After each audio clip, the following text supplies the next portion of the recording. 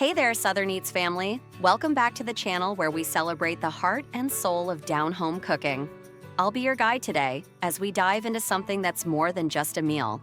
It's a tradition, a comfort, a victory in your kitchen. We're talking homemade chili, that rich, hearty bowl of goodness that warms you from the inside out on a chilly night or fuels your game day crew. If you've ever felt overwhelmed by cooking from scratch, today we're changing that. This isn't just a recipe, it's your roadmap to culinary confidence. By the end, you'll be stirring up chili like a pro, impressing your family and friends. Stick around. We'll cover the history, the steps, a Texas-style twist, and even the absolutely best options for toppings. Let's get motivated and get cooking. Hit that like button if you're ready to level up your kitchen game. Now, before we grab our aprons, let's honor where this dish comes from. Because knowing the roots makes every bite taste better. Chili's story is as bold and resilient as the people who created it. It traces back to the 1800s in Texas, born from the ingenuity of cowboys and trail cooks out on the open range. Picture this: hardy folks herding cattle across vast prairies, needing a meal that was cheap, filling, and easy to make over a campfire. They'd simmer tough cuts of beef with dried chilies, spices, and whatever wild onions or garlic they could forage. No fancy kitchens, just pure resourcefulness. Down on the ranch, chili became a staple, evolving from Mexican influences like carne adobada and the Aztec use of chilies for flavor and preservation. By the 1850s, chili queens in San Antonio were selling bowls from street carts, turning it into a cultural icon. Fast forward to the 1893 World's Fair in Chicago, where Texas showcased chili and boom, it spread nationwide. Today, it's the official state dish of Texas with endless debates. Beans or no beans? We'll settle that soon. This history reminds us, great things come from simple beginnings. You don't need a gourmet setup to create magic. Chili's legacy is about perseverance, much like you, pushing through a busy day to make something special for your loved ones. Inspired yet? Let's turn that inspiration into action. All right, warriors of the whisk, time to gear up. This recipe serves 6-8, perfect for a family dinner or game day spread. Here's what you'll need for our classic ground beef chili with beans.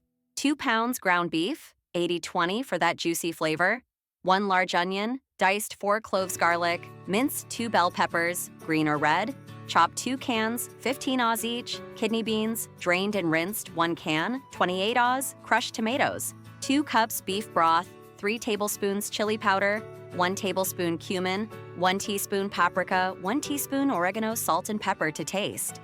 Optional heat: 1-2 jalapenos diced or cayenne pepper. For the Texas-style variation, no beans, all meaty glory, we'll swap those kidney beans for an extra pound of beef or chunks of stew meat. It's purist, bold, and unapologetic.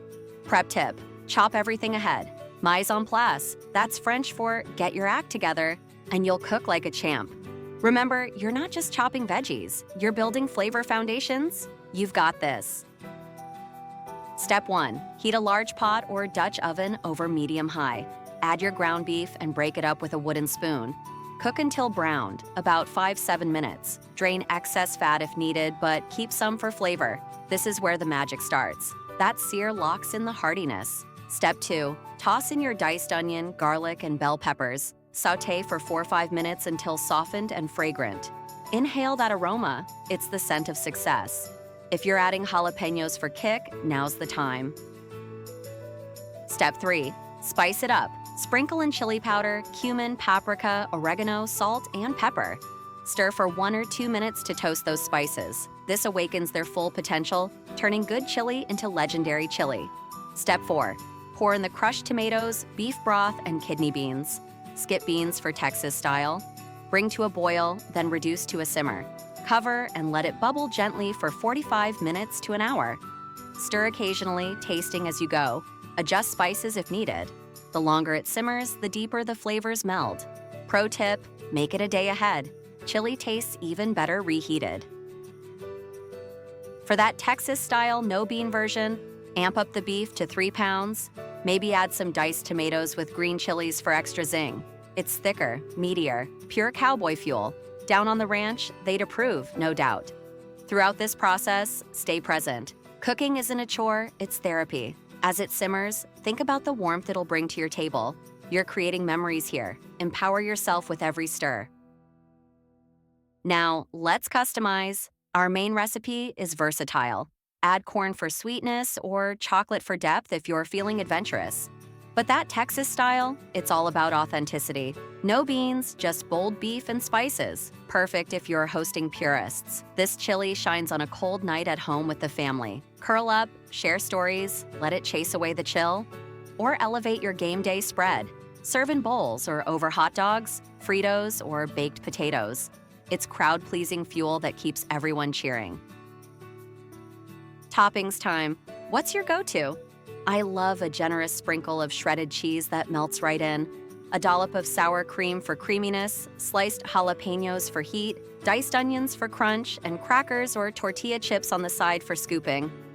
Some folks even add ketchup for a tangy twist. Hey, no judgment here. In the comments, tell me, what toppings do you like on your chili? Cheese, sour cream, jalapenos, onions, crackers, tortilla chips, ketchup?